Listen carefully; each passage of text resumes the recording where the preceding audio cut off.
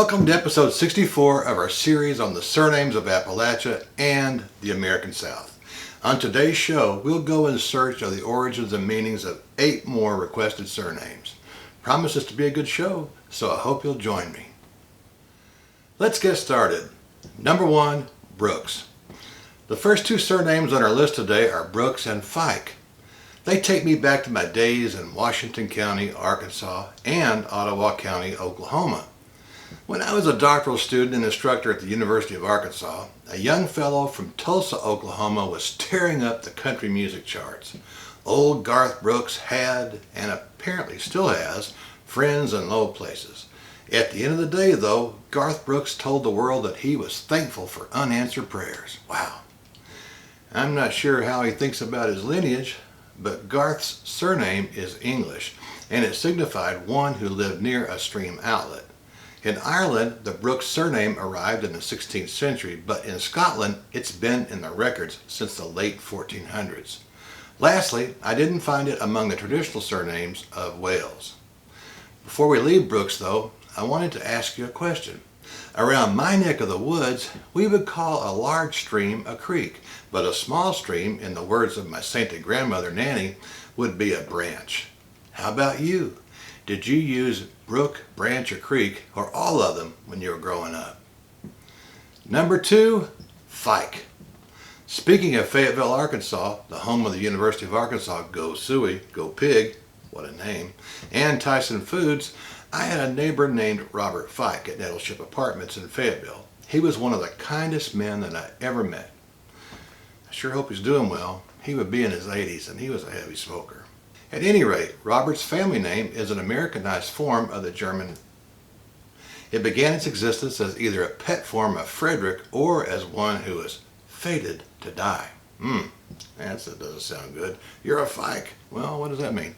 You're gonna die. It looks like Fike came straight to America without a stop over the Isles, or in the Isles. One more thing to point out is please don't confuse this name with Fife, as in Barney Fife. Fife is a Pictish name and associated with County Fife in Scotland. You might know Fife better as the home of the Royal and ancient St. Andrews. Thanks to Dr. Tony Parker, my old boss at the University of Dundee, I was blessed to play there a few times. Thanks, Tony.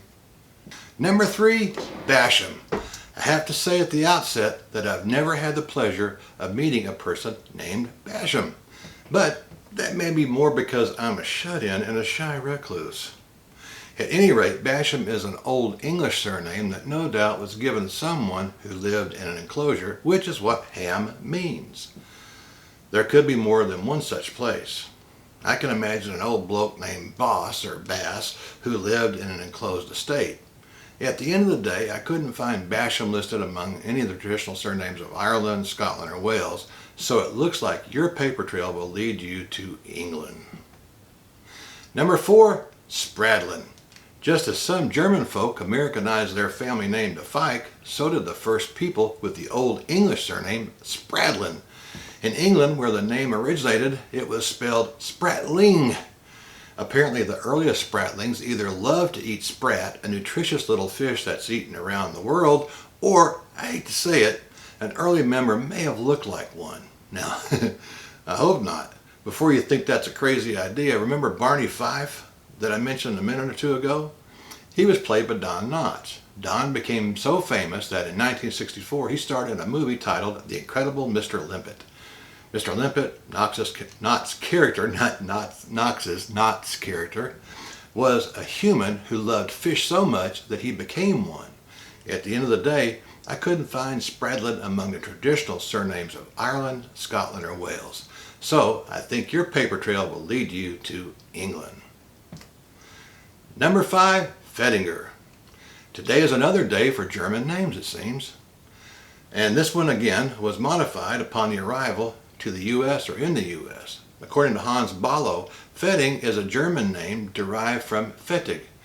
I couldn't find Fettinger among the traditional surnames of the Isles, so I think we're safe in calling Fettinger an Americanized form of a German name.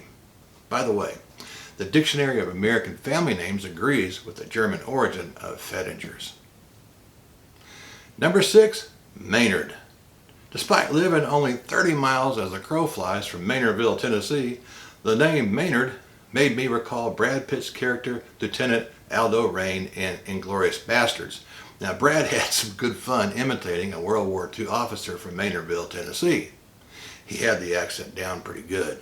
And keep in mind that Brad's roots are southern Missouri and Oklahoma, so he most likely drew on his memory of kith and kin to create the voice and character of the good lieutenant.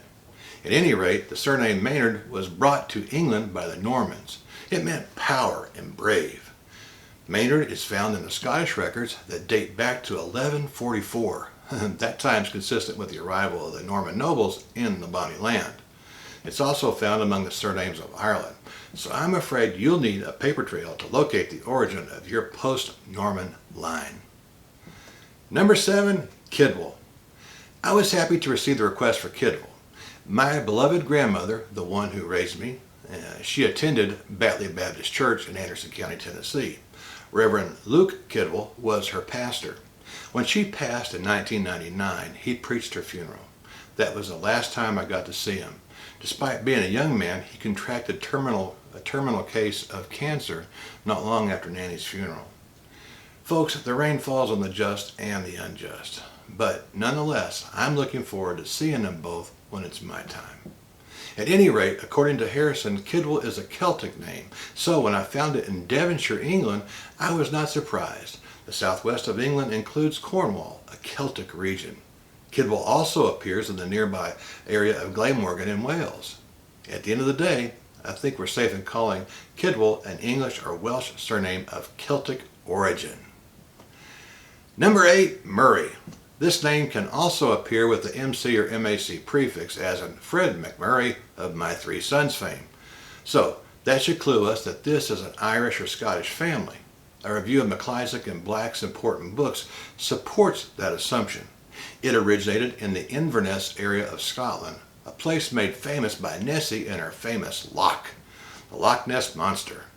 The River Ness drains into the Moray Firth, so Murray is a form of Moray. Moray and Murray are derived from the Scottish Gaelic word meaning Seaboard Settlement. In Ireland, we also find Scottish Murrays, but some could be native Irish whose Gaelic name was. I think you'll need a paper trail to find the origin of your specific line of Murray. But if you're happy with knowing that your family came from a Gaelic-speaking population in the British Isles, you're set to go. Well, folks, I hope you got something meaningful out of today's discussion. Please remember that you can secure a free catalog of the surnames that we've covered thus far. Just send me an email to vantagepoint22@gmail.com. Before the show today, I counted the names that we have covered as well as the names yet to be covered. So here are the figures. We have presented 644 names to date, with 309 on the list of names yet to be covered. If demand continues to warrant it, I'll return soon with another episode of The Vantage Point. Until I see you again, may the good Lord bless and keep you. May He make His face shine on you and give you peace. Bye-bye.